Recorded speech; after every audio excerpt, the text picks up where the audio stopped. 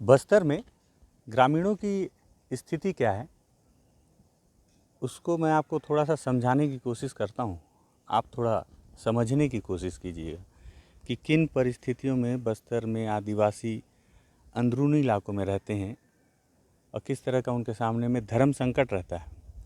दरअसल इस वक्त मैं अबूझमाड़ के बहुत ही अंदरूनी इलाके में हूँ। कहा जा सकता है कि अबूझमाड़ का सेंटर पॉइंट है। और आप देखिए मेरे पीछे ये 2 स्मारक बने हुए हैं। दरअसल ये नक्सलियों के स्मारक हैं। जब कोई नक्सली मारा जाता है और संगठन के लिए वो शहीद हो जाता है तो नक्सली अपने मारे गए साथियों की याद में इस तरह के स्मारक बनाते हैं।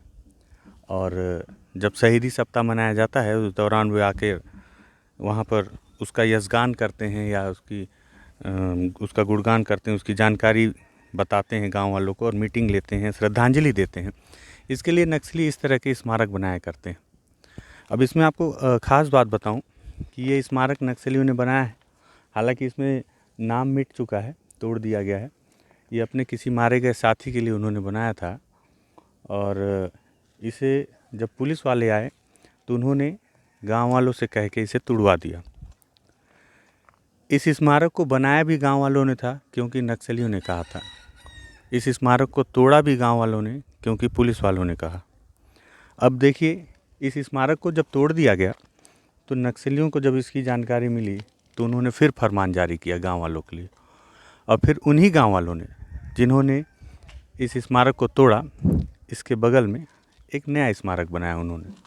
ये भी नक्सलियों की याद में है जो मारे गए हैं मुठभेड़ में। अब आप सोचिए कि बस्तर में जो अंदर में रहते हैं गांव वाले, मतलब क्या स्थिति उनकी। इधर कुआं है, इधर खाई है। यदि नक्सलियों की बात नहीं मानेंगे तो जान से मार देंगे। पुलिस की बात नहीं मानेंगे तो उन्हें नक्सलियों का सहयोगी या नक्सल संगठन से जुड़ा हुआ बताकर उन्हें गिरफ्तार कर लें। मैं सोच रहा था कि कुछ गांव वालों से इसके संबंध में बात करूं तो बहुत मुश्किल से यहाँ कुछ लोग हैं जो संगठन के समर्थक हैं, बड़ी मुश्किल से उन्होंने इसे शूट करने की परमिशन दी है।